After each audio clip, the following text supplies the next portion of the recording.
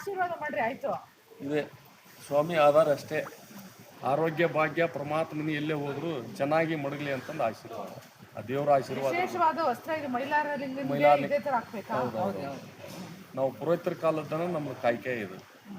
ನೀವು ಪುರೋಹಿತರಿಗಲ್ಲ? ಪುರೋಹಿತರ ಅಂದ್ರೆ ಪುರೋಹಿತರ ಅಜ್ಜ ಮುತ್ತೈದರ ಕಾಲದನ ನಮ್ದು ಕಾಯ್ಕೆ ಮಾಡ್ಲೇಬೇಕು. ಕಾಯ್ಕೆ ಅಂತಾರಲ್ಲ. ಹಿಂದೆ ನಮ್ಮೆಲ್ಲ ಹೊಲ ಮನಿ ಎಲ್ಲ ಗದ್ದೆ ಅದ ಮಾಲಲ್ಲ ಊರಲ್ಲಿ ಆಯ್ತು. ಈ ಟೈಮ್ದಲ್ಲೇ ವ್ಯವಸಾಯ ಇದೆ. ದೇವಸ್ಥಾನ ಇದೆಯಲ್ಲ. ಬಳ್ಳಾರಿ ಜಿಲ್ಲಾ ಹೂನಡಲಿ ತಾಲೂಕು ಇತ್ತು ಮುಂಚೆ. ಸ್ವಾಮಿ ಇವನೇ ಮೈಲಾರಲಿಂಗೇಶ್ವರ ವಿಗ್ರಹ. ಇವನೇ ಸ್ವಾಮಿ ಕುದುರೆ ವಾಹನದ ಮೇಲೆ ಇರೋದು. ಅಂದರೆ ಬಳ್ಳಾರಿ ಜಿಲ್ಲಾ ಹೂನಡಗಲಿ ತಾಲೂಕು ಇತ್ತು ಮುಂಚೆ. ಈ ಸಲ ವಿಜಯನಗರ ಜಿಲ್ಲಾ ಆಯಿತು.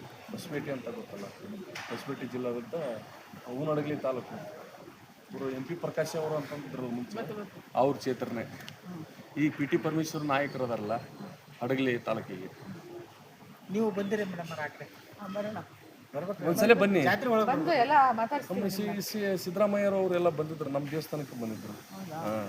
ಏನು ಹೇಳಿದ್ರು ಸಿದ್ದರಾಮಯ್ಯ ಅವರು? ಏನಿಲ್ಲ, ಅವ್ರಿಗೆ ಏನು ಹೇಳ್ಬೇಕು, ಒಳ್ಳೇದಾಗಲಿ ಅಂತ ಹೇಳಿದ್ರು. ಎಲ್ಲ ಯಾರು ಬಂದರೂ ಒಳ್ಳೇದಾಗಲಿ ಅಂತ ದೇವ್ರಂತೂ ಯಾರು ಏನು ಕಾರಣಕ್ಕರು ಹೇಳ್ತಾರಲ್ಲ, ಹೇಳಿದ್ರು ಅವ್ರಿಗೆ? ಕಾರಣಕ್ಕದ್ದೇನಲ್ಲ, ಅದ ಸಂಪಾಯ್ತಲೇ ಬರಕಂತಲ್ಲ. TVಗೆ ಪೇಪರ್ಗೆ ಎಲ್ಲ ಬರ್ತಾರೆ, ನ್ಯೂಸ್ಗೆ ಕೊಡ್ತಾರೆ ಒಳ್ಳೇದಾಗಲಿ ಅಂತಂದೇಳಿ. ಮತ್ತು ಈಗ ಅವರು DK ಶಿವಕುಮಾರ್ ಅವರೆಲ್ಲ ಹೆಲಿಕಾಪ್ಟರ್ ಕೊಟ್ಟರಲ್ಲ ನೋಡಿ, ಬೆಳ್ಳಿ ಹೆಲಿಕಾಪ್ಟರ್ ಕೊಟ್ಟರಲ್ಲ ನಮ್ಮ ದೇವಸ್ಥಾನಕ್ಕೆ. ಬೆಳ್ಳಿ ಹೌದು. ಯಾವಾಗ ಕೊಟ್ಟರು? ಈಗೆಲ್ಲ 2 ವರ್ಷ ಆಯ್ತು. ಮೈಲಾರಲಿಂಗೇಶ್ವರ ಇಡೀ ನಮ್ಮ ರಾಜ್ಯದ ಜನತೆಗೆ ಒಳ್ಳೇದು. ಹೌದು, ಎಲ್ಲರಿಗೂ ಒಳ್ಳೇದಾಗಬೇಕಮ್ಮ.